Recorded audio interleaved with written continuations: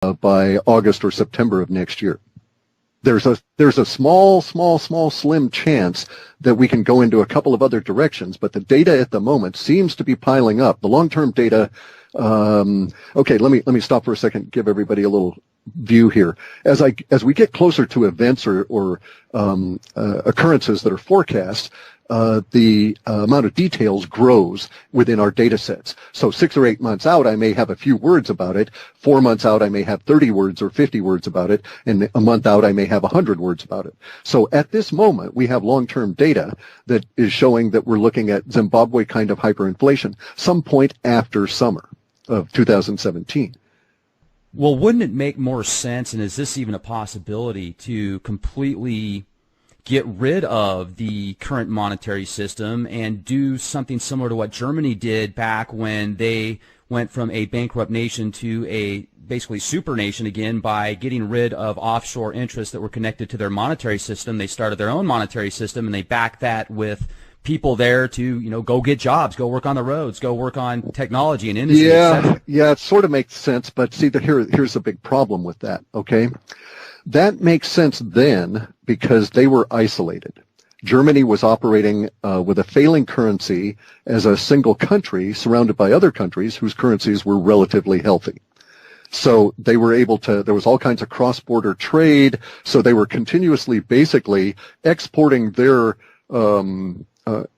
deflationary environment to the other countries and taking wealth from the other countries as people bought their goods at reduced prices. That can't happen with the dollar situation now because it's not the United States having a failing currency and the Canadian currency and the Mexican currencies being very healthy. It's not going to be that way. What we're going to have here is what's been described in the Austrian School of Economics as a crack-up boom, and we're in that right now.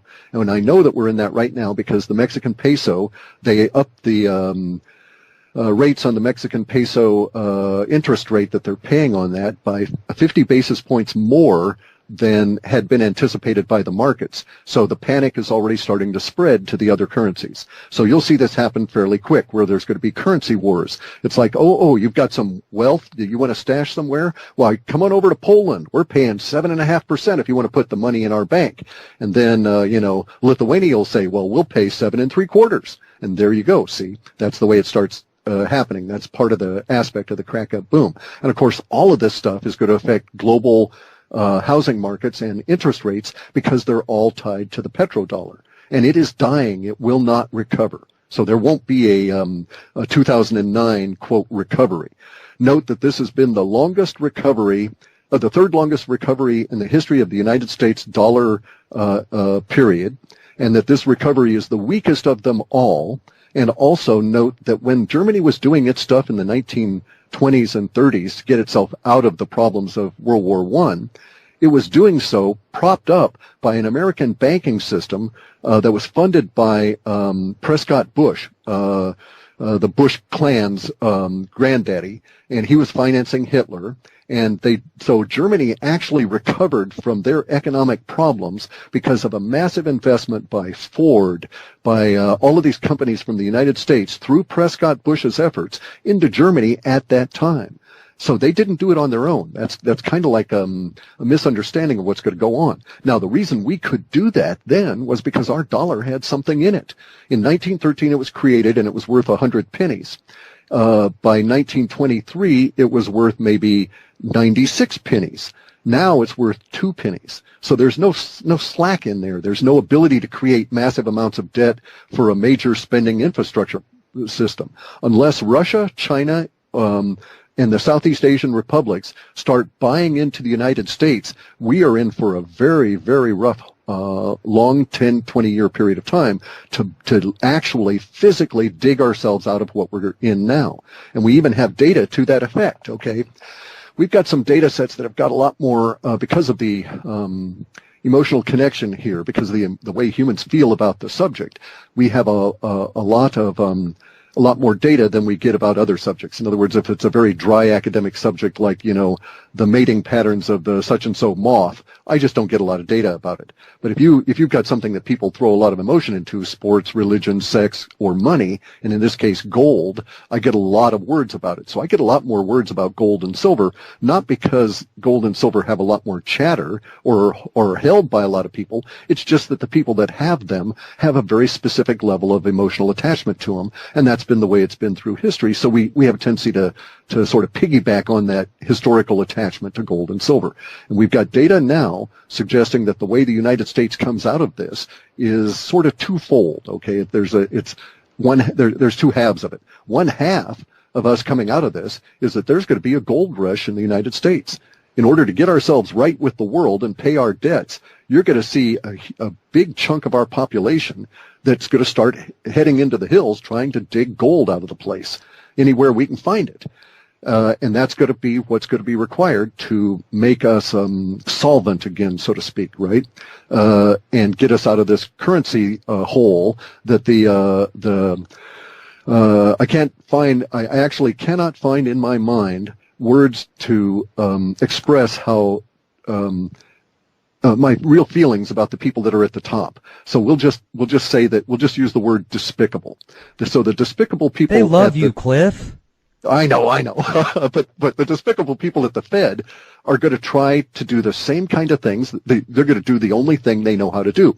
And our problem is these people have a shovel and they know how to dig a hole, and that's all. So they're going to keep digging, and they don't know how to stop. So they are going to take us into hyperinflation that will create a gold rush in the United States that we've got language that would suggest that sometime in 2017, after we get into the hyperinflationary period, you'll start seeing, even into the mainstream media and newspapers, words and articles and stuff about the gold rush that will hearken us back to 1845 California and the language that was written about the gold rush in the 1800s in California, as well as the one in the Yukon.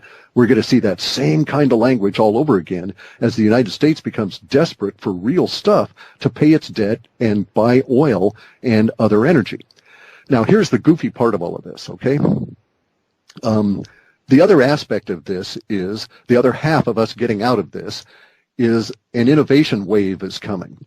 This innovation wave is actually already starting now, and started maybe a year ago or 2 years ago. And it has to do with 5 billion humans getting onto the internet that are not on there now. And these are all people in non-dollar denominated regions for the most part, or non-dollar dominated.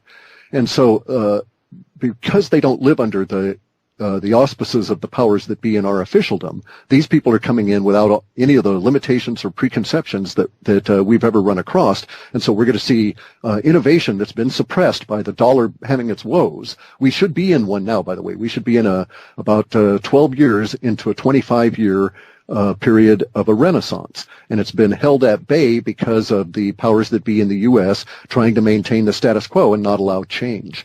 And that change always precedes and boosts the Renaissance. So because it's been delayed, I think we'll still complete about the same 12 or 15-year period we have left, but I think we're going to cram in tons of stuff in that period of time.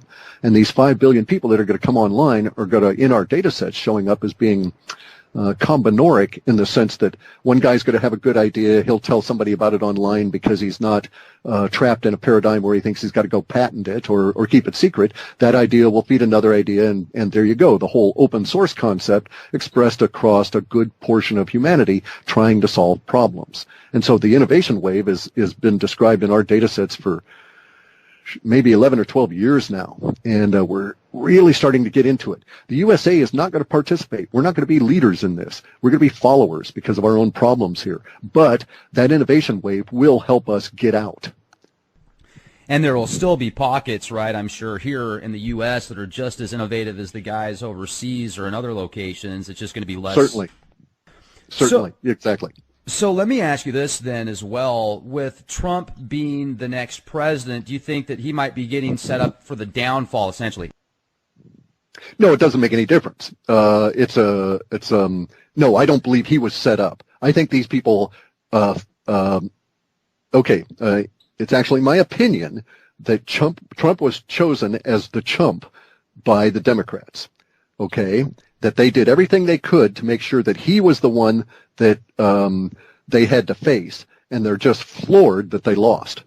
The powers that be at that top level, right? Everybody else is a good party faithful and believed the party line and so on, and they weren't part of the machinations going on at the top here. But the reason that they did that was that these guys are, okay, it's twofold. They thought they could avoid what we're going to face. These guys thought they could go another 8 years and not have any change. And the reason that they don't want that change is because as the dollar degrades over time in its purchasing power, the ability it's going to sound stupid, but the ability to use it as a method of bribery is reduced. And unless they bribe millions of people constantly, it all falls apart, all their secrets come on out, we see how evil they are, and there's a political revolution here in the country. Now, I'm not talking about Trump. Trump was indeed a political revolution, but he is not, or maybe we can describe him as a rebellion. Okay, a rebellion is where you just get pissed at the people at the top, but you're okay with the system, right? You just need some tweaks and you're going to fix it. And so Trump is a political rebellion, but the people at the top, if they were exposed, so if you knew, for instance, that every single person that was in an appointed office in the federal government, and every single person that was in an appointed office in any of the state governments that had been appointed in the last 15 years had an odds-on. In other words, you had the ability to say there's a 50% chance that anybody that's been appointed to a political office in the last 15, 20 years is a pedophile. Okay, is an egregious pedophile and may even be a murderer. If you knew that half of all these people were in fact actively engaged in such things, then how could you possibly vote for them? A lot of people would deny that and so on, and they'd put up a wall of denial and they'd go ahead and vote on it. But the problem is the ability to keep those things secret is entirely based on the petrodollar, and it's dying. And these people know that. They know that they're facing these terrible, terrible times. And that's why they're trying to create all these slush funds to keep everybody bribed. And you'll notice within 24 hours of Hillary losing, Norway canceled 97% of its contributions to the Clinton Global Charity Fund slush fund for use for bribery. And that within that same 24 hours, there were 4 other non-governmental or non-sovereign organizations that canceled 100% of their, quote, donations. So those were not donations. Those were tribute. And they were basically told, we're going to be president. You give us money now, and we'll go easy on you. Or you don't, and we'll come and take your country later on. And so that was the mechanism that was being operated in this whole CGI thing, the Clinton Global Initiative. And it's not a charity thing. They paid out less than 0.5% of all the funds come on in that were allocated explicitly to charity. So in other words, they stole 95 or 99.5% of the money that said, give this to the people in Haiti that suffered that great earthquake. And they stole all that money and didn't give it to Haiti. And Haiti's really pissed about it, and they found out about it, and they're making a big brouhaha and upset about it in the global community, trying to break through the bribery wall that keeps these people safe. And they know that they cannot go quietly into the night. Okay, all this stuff's going to come on out. Once the bribery's done, once your ability to pay people to kill other people to keep things silent is gone, then it all does come out. And under those circumstances, the evil that is I'm not talking Democrats and I'm not talking Republicans. I'm talking about the people that are, Republican in name only and Democrat in name only, but are really power elite people. All of those are the guys that are really worried. And so they're trying all these mechanisms to get this, to stop a political revolution. With that going on, it certainly seems like at any moment, who knows what's going to happen, essentially, because it could be Germany, it could be France, it could be here. There's just so much going on. And then if you look at Syria, Damascus, and, that place is just in ruins. We don't hear much about that here at home. We're definitely living in fascinating times, and I want to kind of shift gears for just a second before I forget about this, because you're very knowledgeable in this area. And I was driving yesterday looking at the sun through the clouds, and it looked like the moon almost, because of these fake clouds that start to create, that are created from these chemical trails that dissipate. You'll see these, and the skies aren't even blue anymore. Even when they are blue, they're not like the aqua deep blue that they used to be. It's almost like this metallic, very strange. It's like I wonder if all these nanoparticulates, aluminum, and everything that they've sprayed into the atmosphere has created some type of reflective or holographic opportunity for these guys. I don't know. But regardless, I'm looking at the sun as I'm driving through the clouds, and I'm thinking of myself for the movie Highlander 2, The Quickening, when, if you remember that film, they had to create this fake atmosphere because they destroyed it.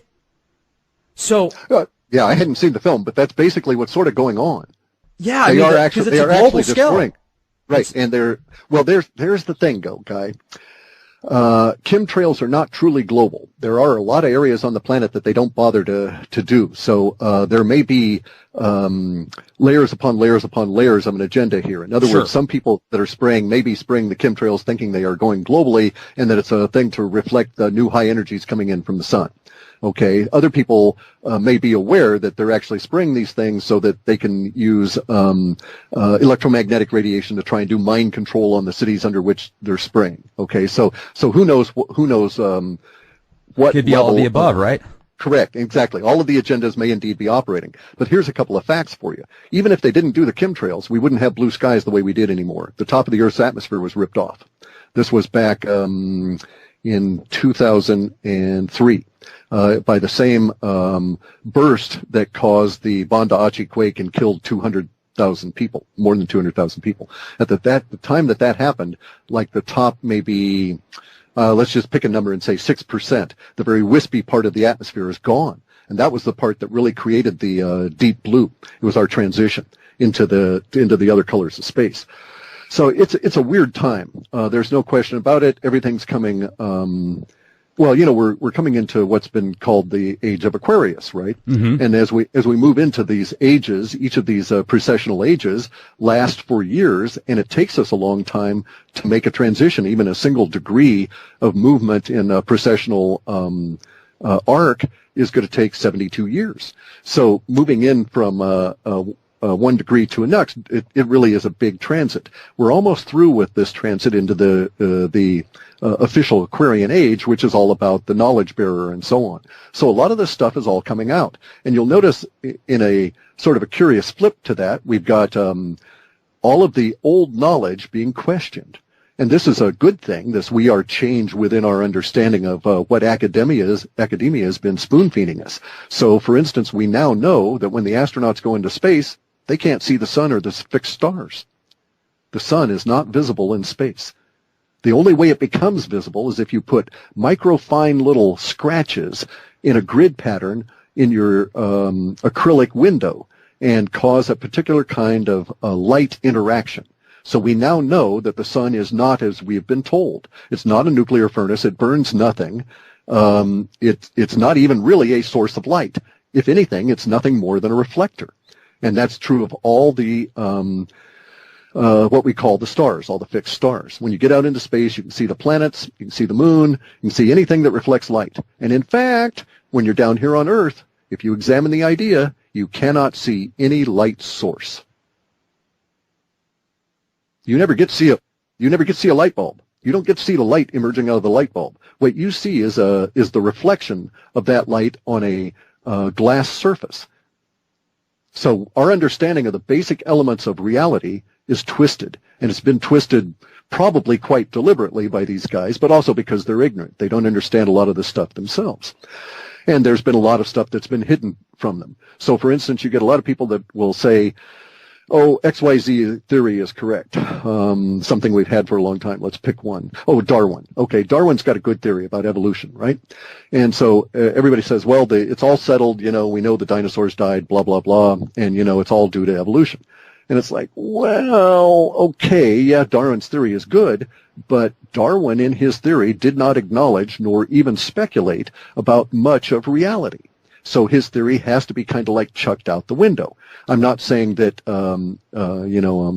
there is a God that comes around and creates things, but I'm saying that his approach to this does not acknowledge space aliens, does not acknowledge the true history of humanity, and is piggybacked on, all of Darwin's work, by the way, is entirely piggybacked on the Judeo-Christian concept of creation.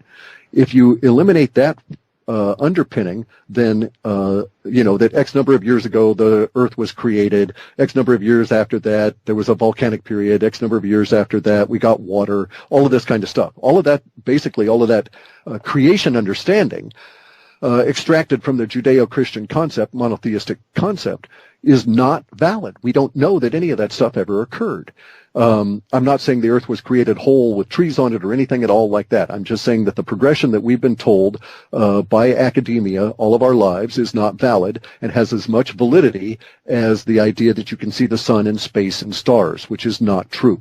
And so here we are at a point in the Aquarian age manifesting when all kinds of stuff is being questioned. You got people out there saying the Earth is flat, that you could actually walk, if you knew the way to go, you could walk across the Earth onto this other part of the flat plane and walk over to Mars.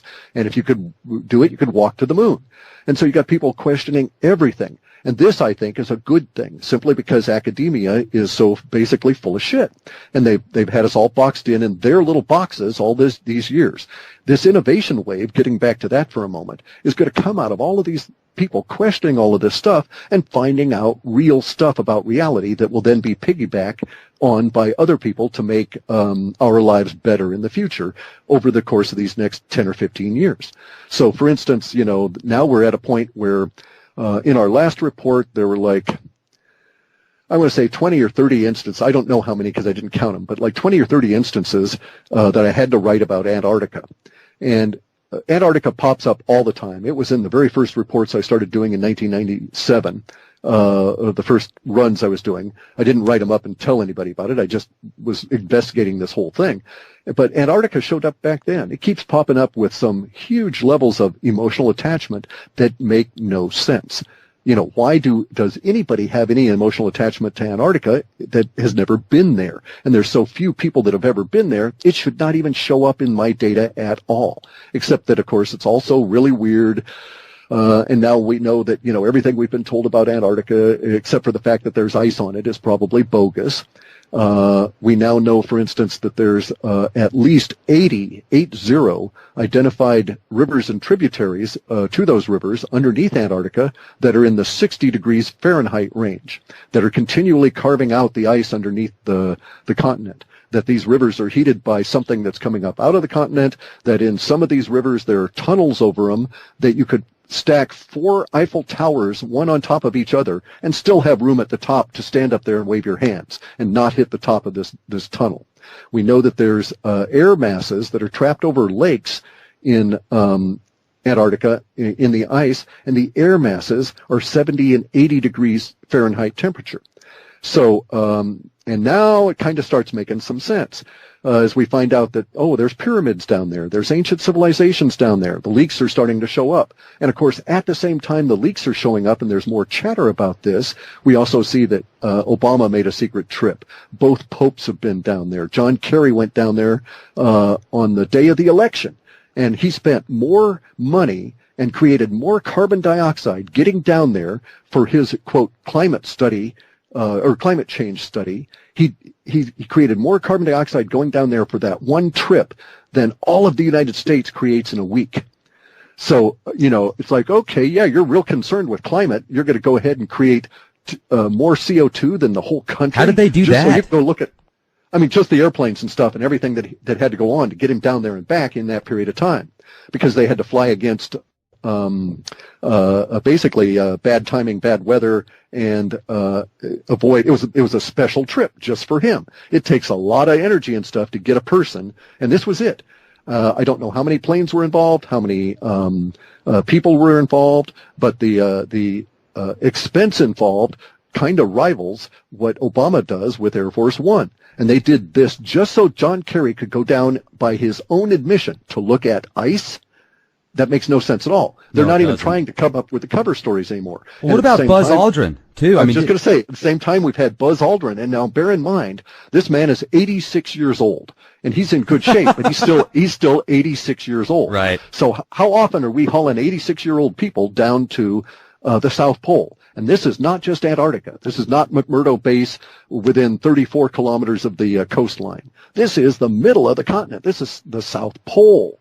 So that he went deep into the continent for some reason, and it's kind of like, I don't think that it was a case of him paying for it with celebrity. It's my opinion that someone requested that he do that, and I don't know why. Any speculation as to what the request or who it came from even would be just speculation. But we do have the facts. He went down there and he suffered. Maybe it was somebody from Antarctica that said, "Hey, we want to talk to Buzz. Get him over here." I was thinking the other way. Okay, because Buzz Aldrin is one of those guys. If you look, he's had a big career as an outspoken person after being an astronaut. And one of the things he's outspoken about is getting humanity out and about, this kind of thing. Now, you could also speculate and say, well, maybe whoever it was that asked for Buzz Aldrin to be down there needed him down there because maybe he was like an ambassador. Mm-hmm. You know, maybe he'd met somebody out in space and they said, well, you know, we need somebody we can trust. Get Buzz down here to talk to us. That kind of thing.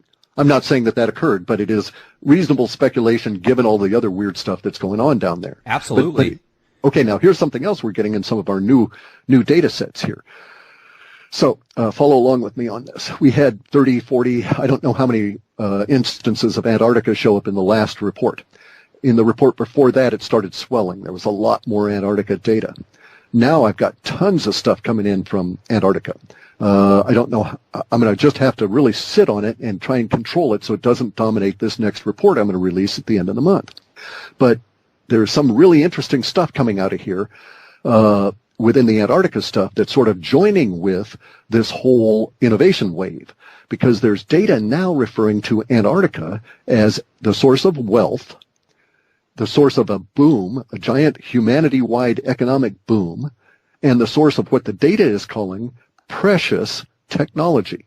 Now, this is interesting because the word precious in this sense has exactly the same emotive characteristics as the word precious when used with precious metals to indicate gold and silver and the iridium, platinum group, but primarily gold and silver. So we're not getting the precious technologies, meaning that it's going to be technology that involves gold and silver, but technologies that will be as precious as gold and silver, and they're related to solving finally, although it's probably going to take decades and decades, but they're going to solve our energy problem, at least according to our data sets. So theoretically, or in my interpretation of what's coming across in the data as of this point, we're going to hit an innovation wave that will propel part of humanity down to Antarctica in a way we've never seen before, outside of what the Germans did at the end of World War II.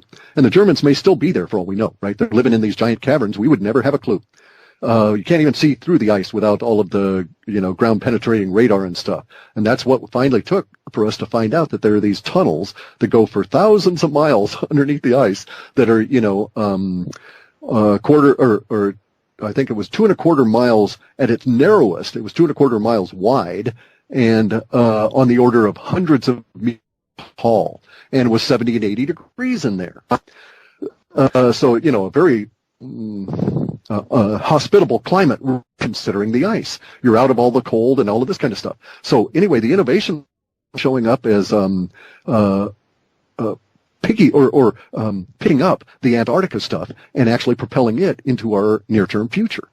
So this could be cool as hell in my way of thinking. It's very much, in the Space Goat Farts realm at this point, but we're starting to get pictures that come out of the pyramids in Antarctica. We're starting to get all the rumors of ancient civilizations down there being excavated and so on. And so there's certain specific language I'm looking for, but I'm actually very hopeful. And it has nothing to do with Trump, because Trump is without the innovation wave, absent some external situation change, the dollar is doomed, and the U.S. is going to have a 10 to 20 year period of time that will resemble what Russia went through as the Soviet Union broke up and it had to reconstitute itself and rebuild itself.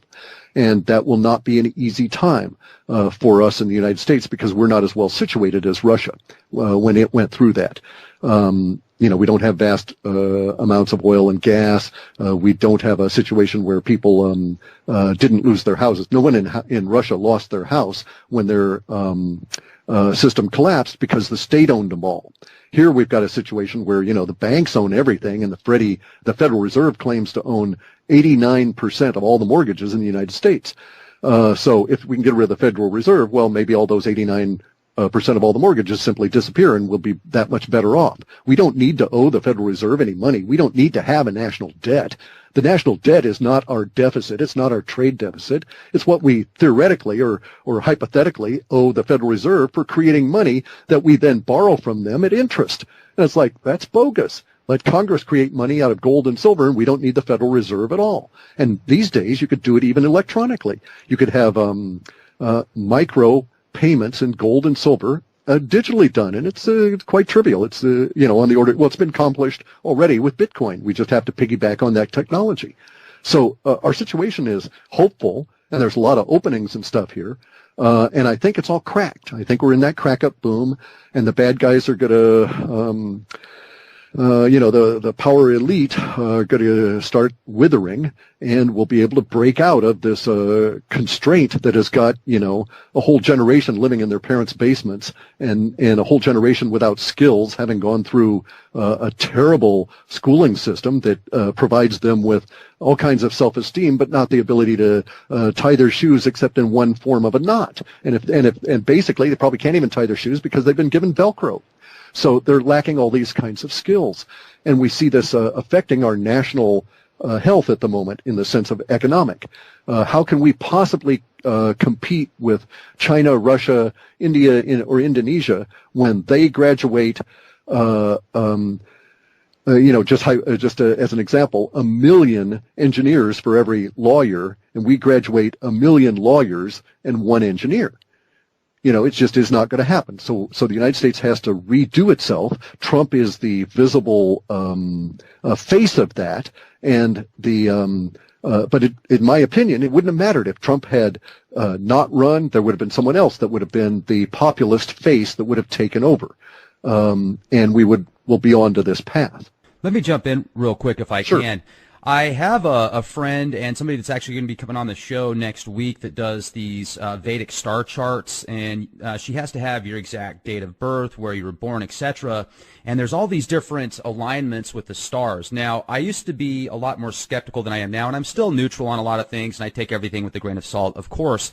But I do see the accuracy with this Vedic or these old school type astrology charts versus the Western type charts, and it just blew me away when she read my chart and other people's charts, and then she said that Trump's chart was like phenomenal, and that what she sees him doing just based on the star chart is incredible. So, I don't know, man. I mean, it seems to me like the as above, so below statement has so many different meanings, not just metaphysical, but also if you look at it scientific. And I wonder sometimes if the signs in the heavens, what we see in the stars, are a micro, essentially, thing here that happens, of the same thing, like a reflection, if we're all in this together. And one thing that I do notice, I'm looking at the tweet that Buzz sent that immediately got deleted on Twitter. It says, "We're all in danger. It is evil itself." And I think that's bogus, though. You think, maybe it's bogus. It certainly could be. I've never been able to find anything in his timeline that was deleted about that time, so I can't validate that, in fact, he sent that. You certainly could be right. There's a lot of things that can be done. If it was legit, that's fascinating. If not, just another diversion tactic, wag the dog type scenario. Let's sell more T-shirts and cause more confusion. But one thing that I was hoping we could talk about, Clif, because I used to hear you discuss this a lot more back in, I would say, 2011, 2010. You talk about the people or the things that control the world overall, that have the majority of the power, the influence. There's 6 corporations that control over 90% of the media. There's 6 corporations that control over 90% of what kids see in school and learn about, and the textbooks, etc. So it's a very small group at the top that seems to influence things overall. Hollywood is a very powerful tool. If you know what it's doing to your subconscious, I think you can use it against them more than them using it against you. Yet it's still like MK Ultra at its finest. You talk about UFOs, CIA. I used to hear you talk a lot more about the extraterrestrial phenomena, and I think that it's kind of turned into something that's not necessarily taboo, but it's been mocked a lot, and it seems like there's a lot of misinformation. Even a lot of big players out there are saying, in the alternative communities are saying, oh, I don't think UFOs are real. I don't think aliens are real.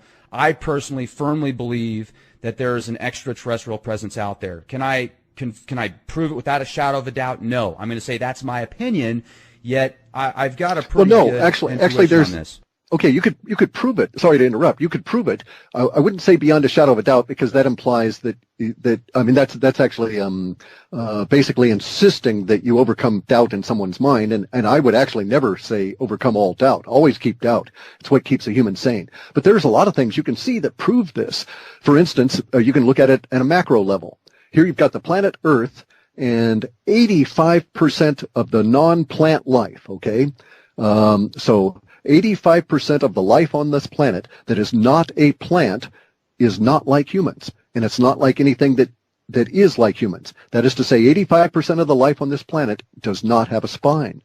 Now, a lot of people would say, well, spines evolved. It's a evolutionary process and stuff. And I can say, if you actually look at the vertebrate versus the invertebrate distribution and so on, you can say, because of the way that it lays out, there is a certain suspicion that vertebrate, the idea, the concept of spines and so forth, were brought to this planet. Okay, didn't really evolve as we understand it. So there is evidence all the time, and now we've got tons of evidence that space aliens exist here or had existed here on this planet, in the sense of prior civilizations that were not necessarily human, or not necessarily our kind of human. They may have been hominid, that have been here on this planet. And we have huge traces of these guys left all over. And that is our monolithic period, the pyramids, Anwar, or Angkor Wat, the giant megalithic structures in Lebanon and Syria, all of these kind of things, right? So now we know, because we can speculate. I mean, it's not 100% proven, but it's like 99%. We can speculate in that last 1% that there was never a pharaoh that built any of the pyramids that we see as pyramids. Yes, there were pharaohs that built some of the broken pyramids, the staggered pyramids, and the mud pyramids. And these were guys trying to duplicate an already existing technology and prove themselves that they were as great as their ancestors, because they assumed that their ancestors built them. But no pharaoh built any pyramid. No Jew was a slave working on a pyramid. There were never any Jewish engineers that built anything at Giza. And all of this is basically bogus. So that entire the fundamental history of the Western construct, as is delivered to us by our schooling system, especially here in the United States, is bogus. And so now we've got to go back and root out all the real stuff that's underneath that. And you're going to find those aliens. They're everywhere. By the way, we just had an instance of that pop up. The 70 metallic books, really codices, that were discovered in Jordan about, 8, 10, 12 years ago, have been validated. These metallic books are made out of lead. The lead pages are actually decaying at atomic rate that can't be duplicated, can't be hoaxed. So it's not like you can put baking soda on them as you would on copper to get it to age with a little vinegar and put a patina on it. You can't do that on a molecular level in lead. So they're able to identify these lead sheets as going back between 1800 and 2000 years ago. And they're saying now, give us another 10 years and we'll get you down to the exact year. Another 10 years after that, we could be able to tell you what week they were actually hammered out in. And because of the radioactive decay component of it all. And the fact that lead back then doesn't have the same radioactivity as lead today, simply because of all the nuclear bombs and stuff that were detonated in our testing period has permeated a lot of the minerals in the planet with radioactivity, because it's now in a much more distributed fashion than it was 2,000 years ago. Anyway, the point of all of this is these tablets have the first historical mention of Jesus. They've got a crude portrait of him. Doesn't look anything like what we've got now. And they say Jesus wasn't out to create a religion. He was really upset because the existing powers that be at that time had had a soft coup and taken over Judaism, thrown out its original god, and set up Odonai, a male god, in that original god's place, and had invented all these rules and stuff. So Jesus' crime was that he was against Hebrew revisionism, against the Talmud and the Torah, because they were bogus, based on bad information, and that Jesus was saying we should all go back to the original God of the Proto-Hebrews that was over 1,000 years old and was a male and female figure. Now, here's the interesting part of that. While there are people that will claim that Baal and some of the other Middle Eastern gods were both male and female, what was the weird one? Bahoptet, the goat-headed god that's got breasts and stuff. Oh, yeah, Baphomet. Yeah, exactly. So there you have all of these images of these male and female gods, and they're all about 1,000 years old. That's not what is being discussed in these tablets. It's not Jesus saying, let's go back and worship this goat guy with the big breasts.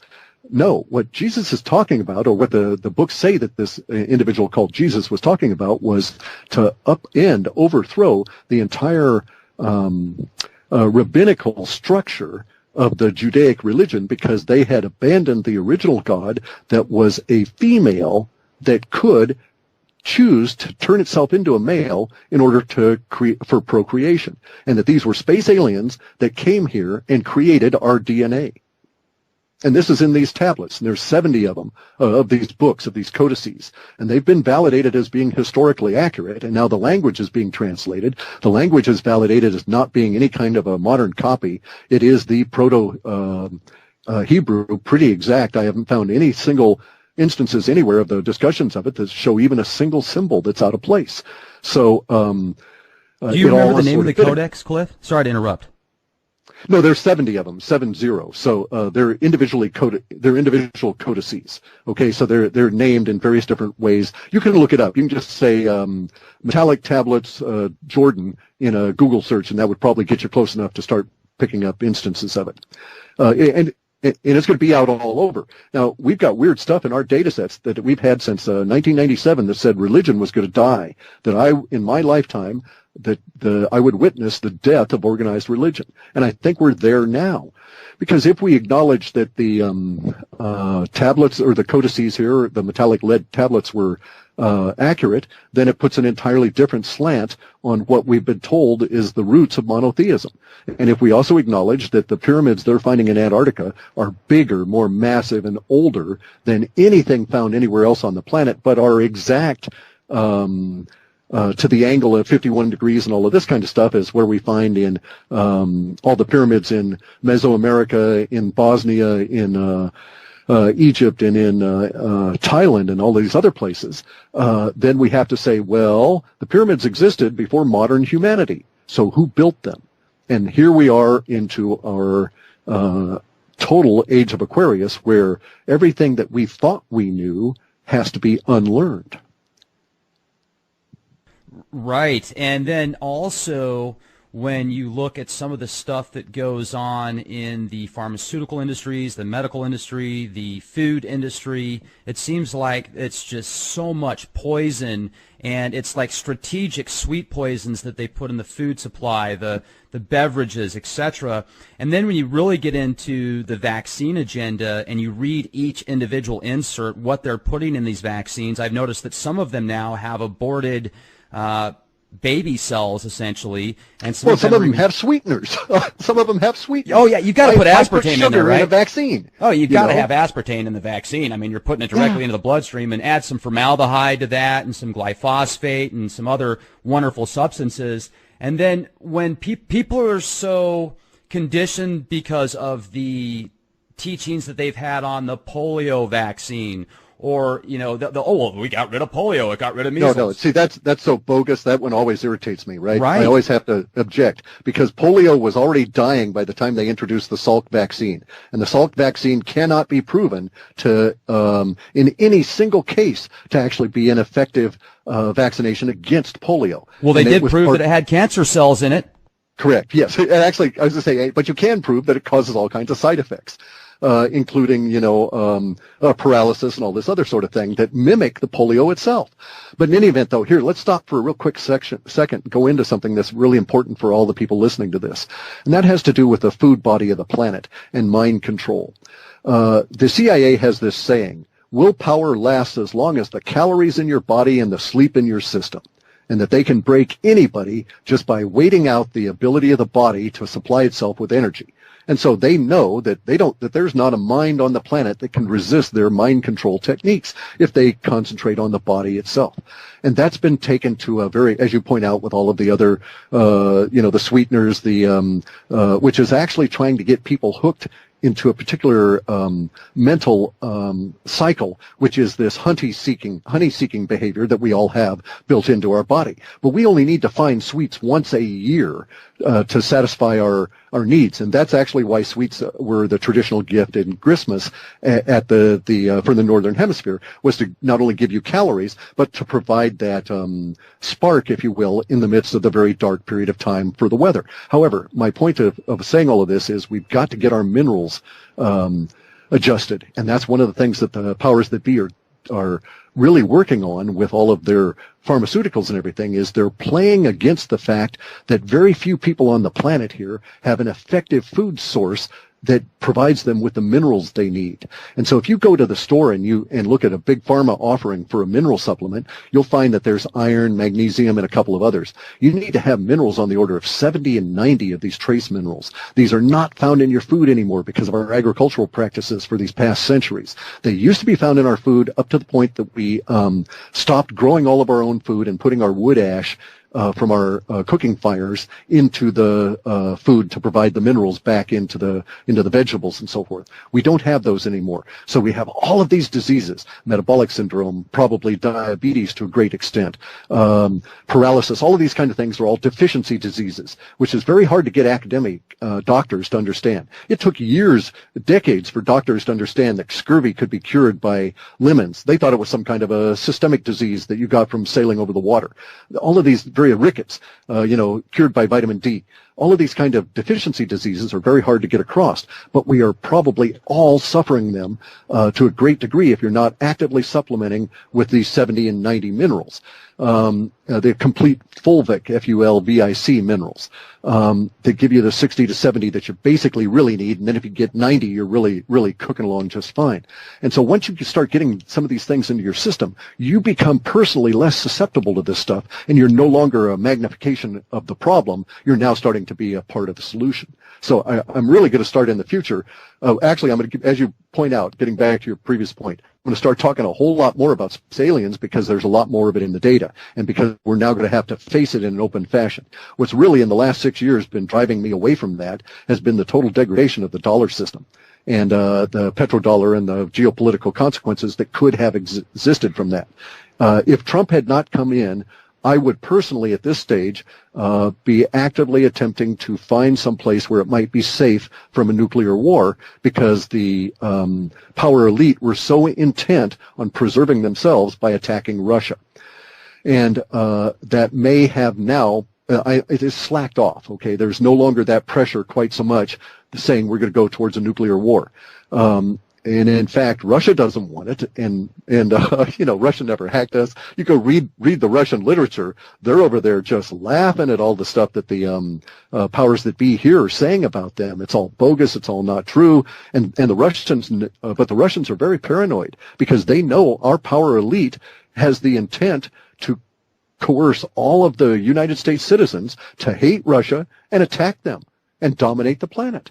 And so Russia has every right to be really paranoid about this and to develop their defenses and so on, because you've got our power elite, Hillary and Obama, saying, we're going to attack you. You're bad guys and all of this kind of stuff.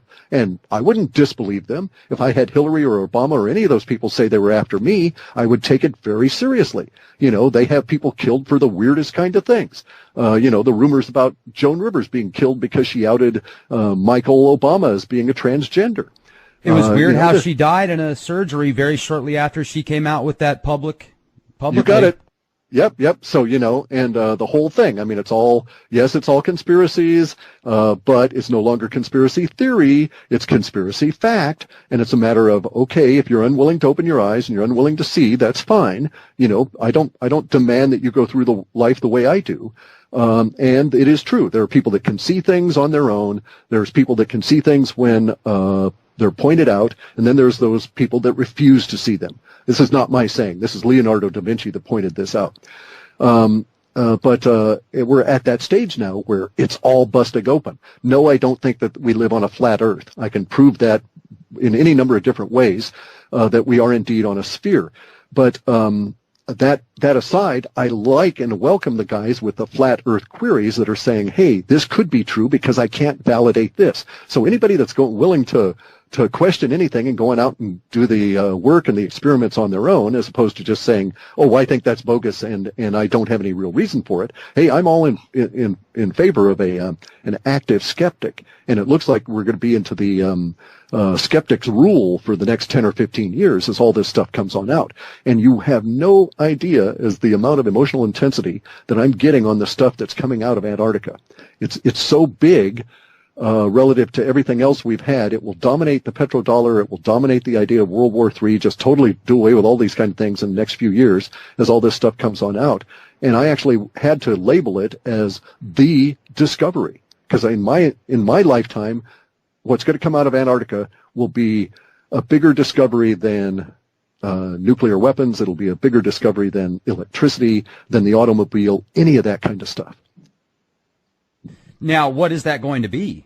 I don't have a clue. It hasn't been found yet. We're not that clear. Now, I do have clues. Okay. I have little tiny hints here and there, and I put out some of it in our reports as the language gets, more filled in. So I do know that some of this stuff, the precious technologies, is going to be energy related. I've got some language about what I'm calling creeping electricity. And by creeping, I mean, imagine you lived in a stone house and you wanted to plug in your microwave, okay? And in this kind of a description that we're getting out of the data, you would just go on over and use your fingers or some means and designate this part of the wall as where you want that electricity to appear, and you'd put your plug from your microwave at that point of the wall, and the wall would obligingly provide the electricity. So it's a different way of dealing with things that we have now. And also, I know this is a little bit off topic, but I don't know if your ALER reports have ever picked up anything on this. Now, there's been multiple studies on what's in hamburgers, hot dogs, and Clear Labs has done multiple studies on different hamburgers, etc. Now, this is an article I want to just read from Yahoo real quick. They found human DNA in hot dogs.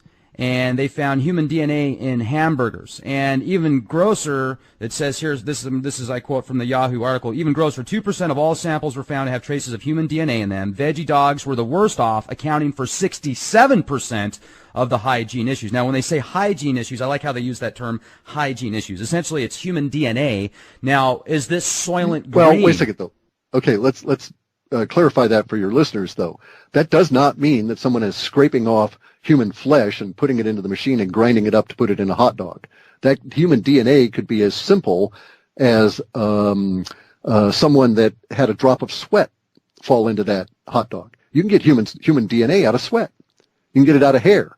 So see, it's not necessarily anything more than simply ineffective control of contaminants in your food supply. So you don't think it's Soylent Green? No, I do not. And the reason I don't think that is because Sweet. if you examine if you examine the largest vegetarian society on the planet, which is the Hindu at the moment, there's 1 point some odd billion, 1.3 billion people that are basically vegetarian, and you will find that these people are constantly consuming non-vegetarian protein in the form of basically insect parts. And so even in their society, where they're vegetarian and it's religious driven, and they're really, as we shall say, fanatic, and that's where the term comes from, religion, they're fanatic about it, even they have contamination issues that provide them with a certain amount of protein in their diet that is we can say, animal-based, but it's really from insects. So that level of contamination happens continuously. So you say human DNA is in a hot dog, that's fine, okay, but how much DNA, what is the DNA referencing in terms of, what kind of flesh did it come from, et cetera? Because, here's the situation. When I was a kid and I first started off, I was working at a sawmill. I had an accident with one of the saw blades, wrapped up my hand, and continued working. And over the course of the day, my DNA was contaminating the wood products I was cutting, as I was occasionally getting little drops of blood on it. See, so that kind of thing happens all the time. Now, it didn't matter, right? They would be really pissed off if you bled all over their wood. But the kind of stuff I was doing, the little tiny bit of blood here and there, wouldn't have affected it. But had you actually sampled that, you would have found human DNA in it. Now, that makes sense, too, and that could certainly get rid of a lot of the conspiracy theories on that. I've often wondered think about all these people that end up missing every single year, no trace ever. No, I'm not saying that stuff does not occur. I'm not in any way denigrating any of that, and there's a whole lot of stuff that says there's a whole lot of circumstantial evidence that can be found in videos, photographs, and I'm not talking someone else's opinion. I'm talking evidence that you could go and look at and form your own opinion in the form of photographs of people and videos of them acting or out and about doing stuff. And you could look at these videos, and if you were knowledgeable, you could say, there seems to be some suggestion that these people have consumed human flesh. The reason that I say that is because these people are exhibiting the characteristics that cannibals always have. And it relates to what we might think of as like Parkinsonian kind of symptoms. So you could indeed say that there is cannibalism going on.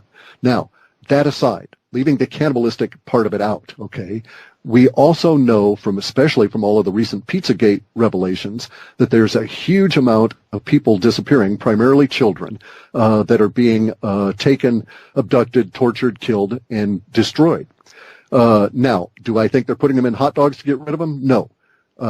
Would I think that they would do that? Sure, these guys are quite evil, and they would do that because these are the same people that have you consume stannous fluoride, which is for your teeth, supposedly, for your bones, supposedly, which is actually a byproduct of the steel industry and is terribly toxic. And it was just an easy way to get rid of it. These are the same people that are spraying the fly ash from all the coal plants in a slurry form into the chemtrails to get rid of it. They don't have to spend $1 billion a year to store the stuff anymore, and they just spray it all over the planet.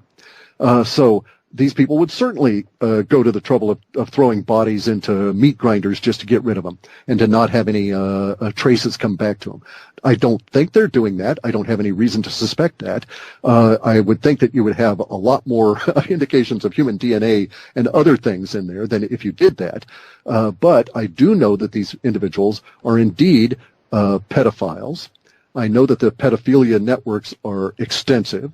I know that the pedophilia networks are within the power elite at a level that means we must remove the power elite in order to get rid of the pedophiles. This is not a situation where we can swap out a new leader for the old leader because the system is so corrupt. This is why, even though I think very highly of the information that is contained and passed along in Freemasonry, I would never, ever, ever join a Freemason lodge because they're already tainted with the pedophiles. That's where they came up from. And so Freemasonry itself, the lodges, the whole structure, is a supporting platform for the secrecy that goes into supporting the pedophiles. The pedophiles have also been able to insert themselves into the corporate structure and hierarchy that is part of the control structure for our current technological society, as well as for the deep, dark, live in the ground, back engineer the space alien kind of stuff guys. So the pedophiles are controlling all of this network at all these different levels. Thus, I'm very hopeful that as the outrage comes out and all this other new information comes out because the dollar is breaking down and people can't be bribed effectively anymore, that will be able to shake loose some of the control structure and break out some of the technology that we already have, that we don't have to, say, reverse engineer from what we're going to find in Antarctica. You know, we've already got floaty triangle ships, right, that built by Lockheed Martin or whoever, that live in holes in the ground in Texas and Arizona and this kind of thing, or when they're not flying about. So all these things exist. I've actually got third generation night vision goggles, and I've seen these spaceships out flying around. You used to talk about that a lot. There's no point in it anymore. I mean, you can, but I had to go on to other things. I'm not a researcher. Okay, this is my failing. Way back in the late '80s, when I first started getting into my own awakening, I thought, oh, okay, I will discard my idea of a current career and I'll go in and do research on all of this stuff. But the problem, my mind is not so well tuned to doing the detail work for that kind of stuff and passing it on in an informative kind of a fashion. Once I've digested an idea or concept enough to get the basic understanding of where it fits into things, then I go on to the next thing. So, and in the work I'm doing now, I allow the data to basically drive what I look at, and it's been very productive, at least these past probably 7 to 10 years, as our accuracy level has gone up, as more and more people get online. It's been a boon to me to have the social media, because people are out there just spewing out stuff like mad that they never did in the early days of the internet. And so I've been able to get all kinds. Well, you probably noticed how our accuracy level has gone up. I was able to say in July, I think I said, oh, Trump's going to win. And then in August or September, I made a video and said, here's the 3 things that are going to happen. That Trump's going to win, Hillary's going to go missing, and they're going to try to have the election overturned, but it won't matter. It'll be a historical footnote. Well, we've had 2 of those things already occur, and perhaps this third one is also forming up. And all of these this accuracy level all comes out of the growth in the internet over these past few years, and the eruption of all these different kinds of social media. So, I mean, actually, it sounds really stupid because of all the photographs involved, but you wouldn't believe how much stuff I actually get out of Snapchat. And some of these other things. It's really goofy, you know, because the way that people interact with it, they just leak out psychic impressions like mad in these quick little bursts of they're not as self-censoring when they're doing the fun kind of social media, and so you get a lot of really good stuff coming out of there. Yeah, that's neat. And you know, that night vision you're talking about, it's funny you brought that up, because several months ago I had a chance to meet the gentleman that actually owns the patents on night vision, and I met him by unseen events that weren't really that good, because I had a dear friend that passed away and he was related to him, so he came down and stuff. But I ended up becoming friends with this guy, and I went out to his house a couple months after, and I had a chance to interview him. Such a nice person. He lives out in Dallas, and he was saying, you know, when he designed the night vision, he certainly didn't design it for war applications. He never wanted it to be used for that. And he told me some stuff off air that just, wow, it really makes you realize how influential the Department of Defense actually is. If you look at the monies that they have, it's funny because, you know, my parents are great people.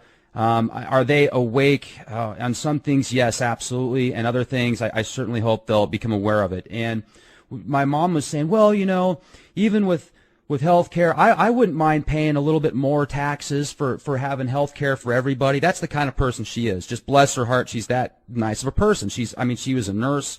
She's retired now. I've seen her literally save people's lives.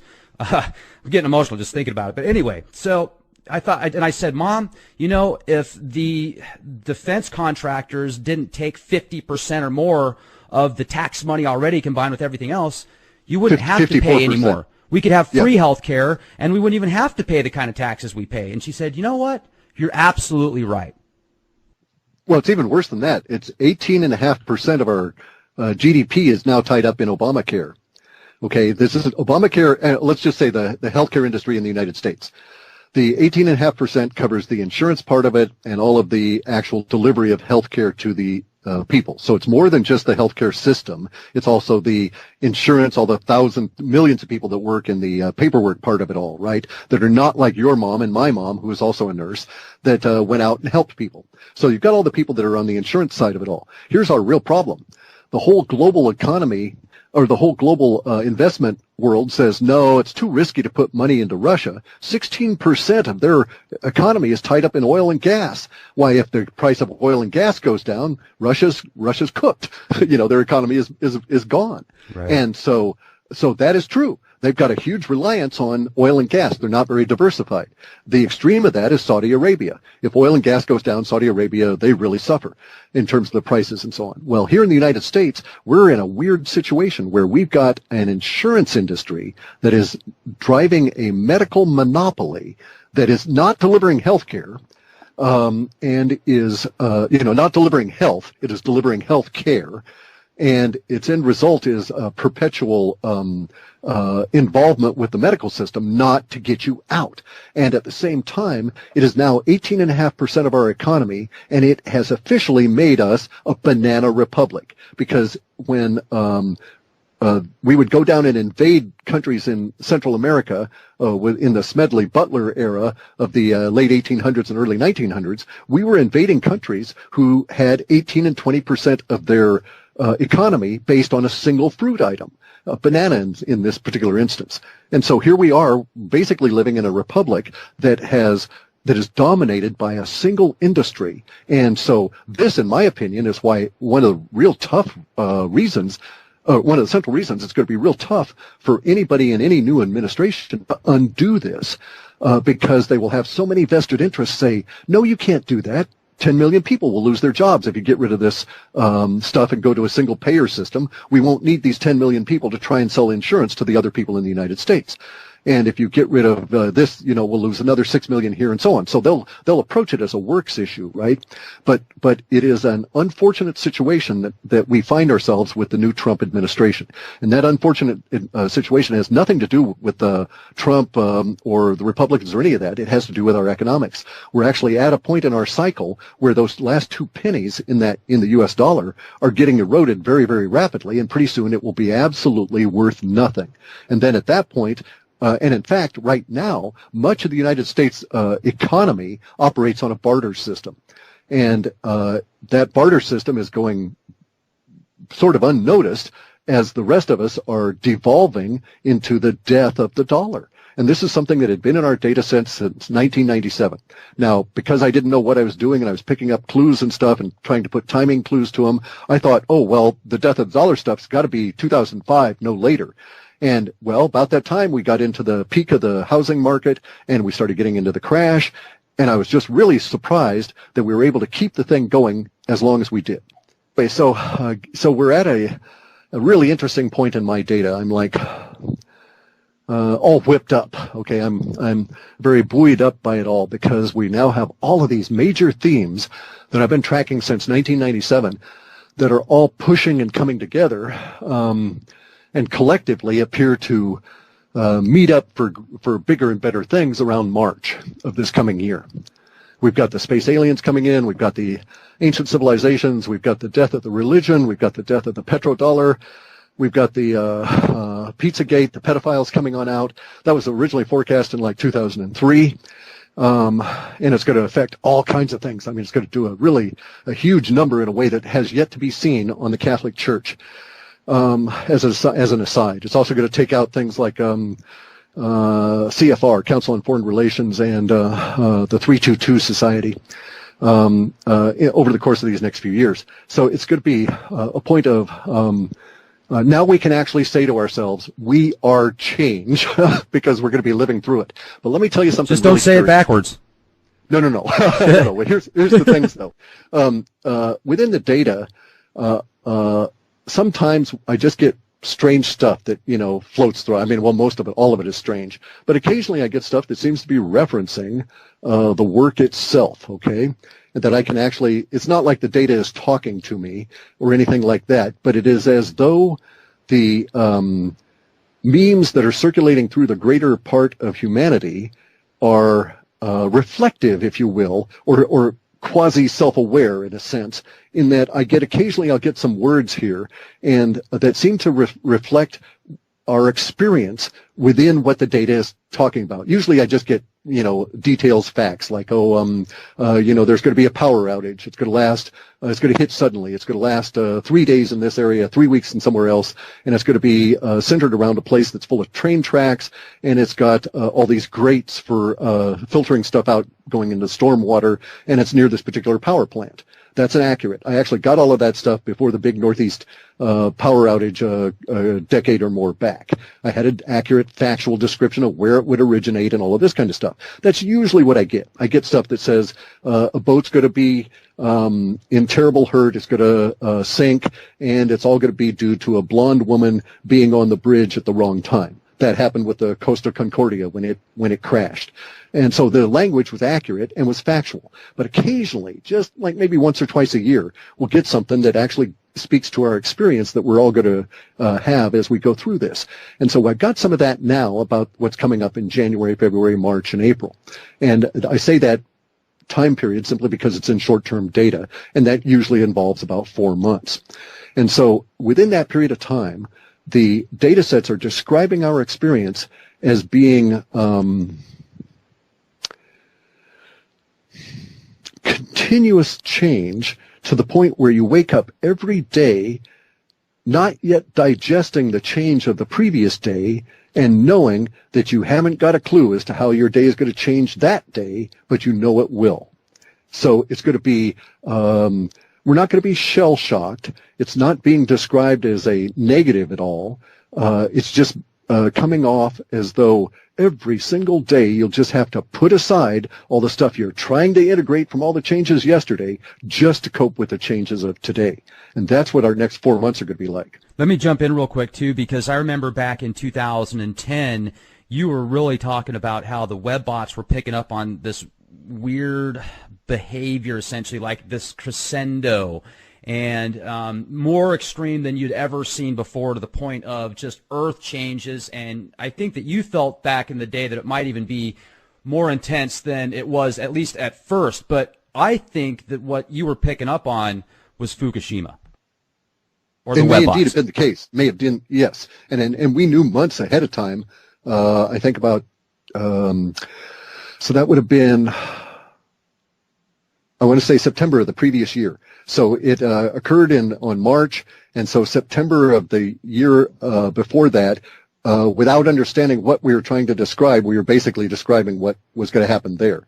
And indeed, we're still living with the effects of that. They've got radioactive fish here on the West Coast. Any day I turn on my calibrated paddle-based nuclear radiation meter, it's a real serious piece of work here. Anytime I turn that on these days, I get a background radiation that's 45 to 60 clicks per minute. Whereas when I first did that in 1998 with this machine, I was getting 8 clicks per 5 minutes. So we've vastly escalated the amount of radiation that we're all living with and all having to deal with. And that, by the way, brings us back once again to my insistence that everybody really look to their diet and start with the minerals. Once you've got the appropriate basis for minerals, then you can proceed from there. A lot of these minerals, by the way, will prevent and block radiation from affecting you. Not like, if you were to walk into a nuclear power plant, not that kind of thing, but the level of radiation that you might accidentally ingest walking around is going to be offset by having these minerals in you, because those metals that are radioactive won't find an appropriate spot to bond in your body. Also, I've noticed, because I've got a radiation detector built into my watch. It's a MTM watch. It was $1,500. It works good. I go everywhere with it, and essentially the radiation levels here in San Antonio have almost doubled on a regular basis, a consistent level since 2013. When I picked it up in 2013, it would hover around 0.07 microsieverts. That's extreme. That's pretty darn low. But now it's hovering 0.14, 0.16 the other day, and even though that's not high, that's consistent, and that's double what it used to be. What's going on with that?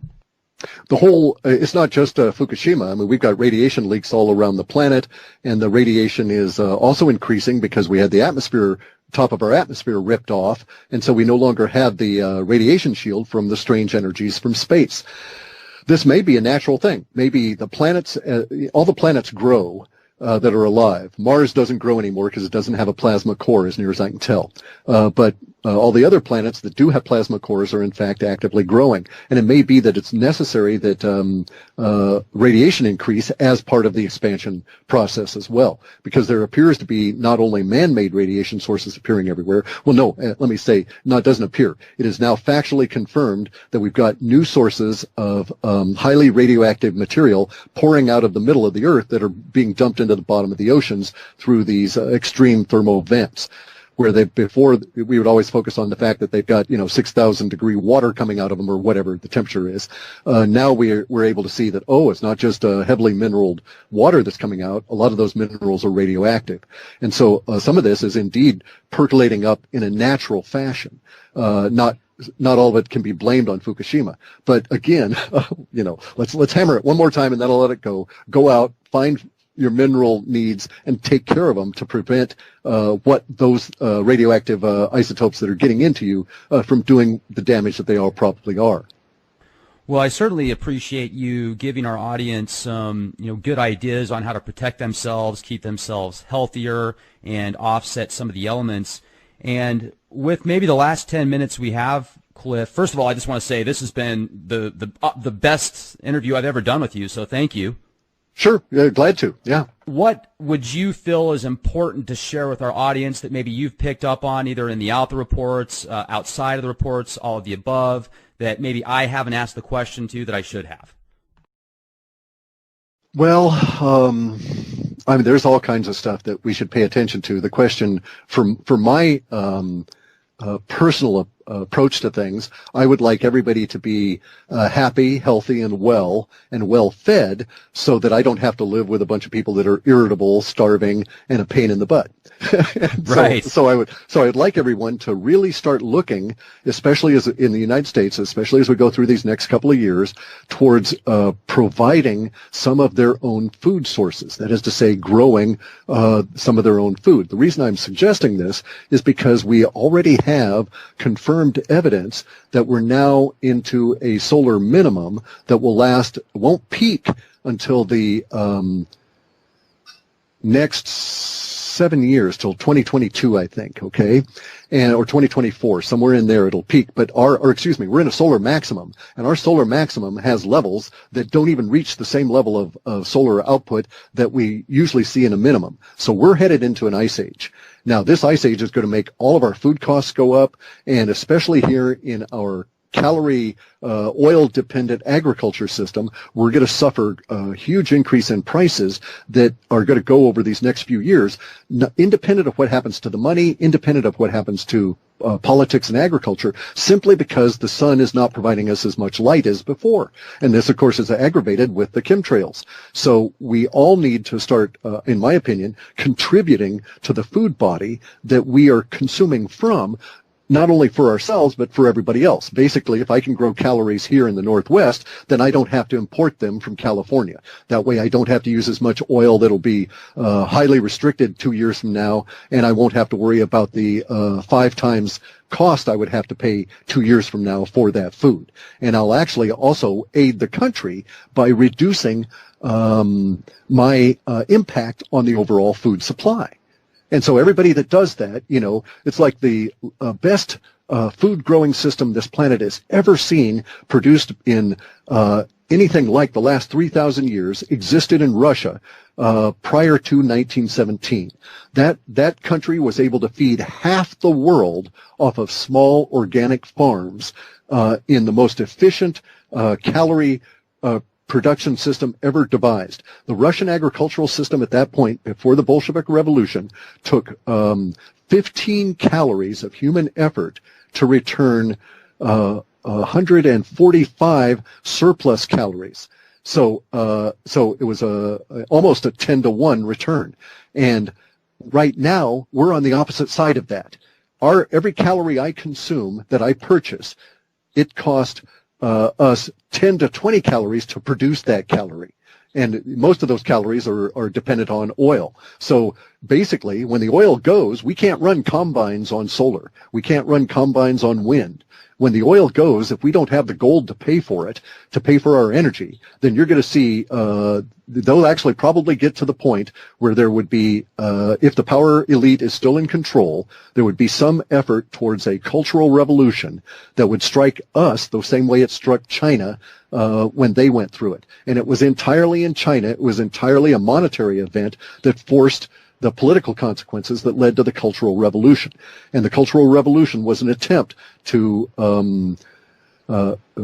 keep the powers that be in place during this incredible economic time that they were going through that also hit their agricultural system. So we have very similar parallels to that, and I'm afraid that our powers that be might try and seize on the same solution, which is to create a cultural revolution out of a young people that would take over and upend the whole society. Tens of millions of people would die, and thus relieve the pressure on the social order because those people wouldn't be eating anymore. It's kind of a simplification of it all, but that's really the situation we're sort of heading into, is that we've got a solar output waning that has been ongoing for 7 or 8 years now and will continue at least for the next 7 or 8 years and maybe longer. There's all other kinds of indications we're going into an ice age, and you don't see any of our powers that be at the moment doing anything to prepare for that, unlike the 1950s. In the 1950s, they knew we were heading to an ice age, and everybody was trying their best to come up with solutions that would allow the United States as a country, as a nation, to exist when parts of it may be in glaciation and other parts are unable to grow food. Right. And then I guess also with the technologies that we do have access to, people can do little things like go pick up some solar panels, wind turbines, etc., get off the grid as much as they can. I mean, that's what I'm doing right now is I'm slowly building my solar. Okay, I hate to say it this way, but why bother? If you've got chemtrails in your area, forget it. I've had solar here since the year 2000, and it doesn't do me a damn bit of good anymore because of the chemtrails. The amount I'm producing off of there, it's not even worth having the panels.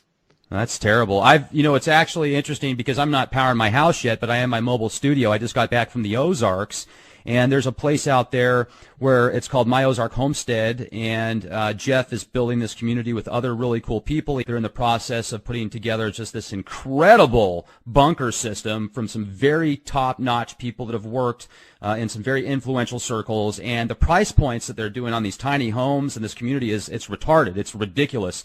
But anyway, I went out there to check it out, and, I had a really good feeling when I interviewed him the first time, but I just wanted to confirm because it had such good response from the interview that I did with him. I go out there, check it out. Everything Jeff said he was going to do, he's either doing now or in the process of doing. I met some new members out there that are actually building, and they're putting together these tiny homes essentially for a few $1,000s on land for people.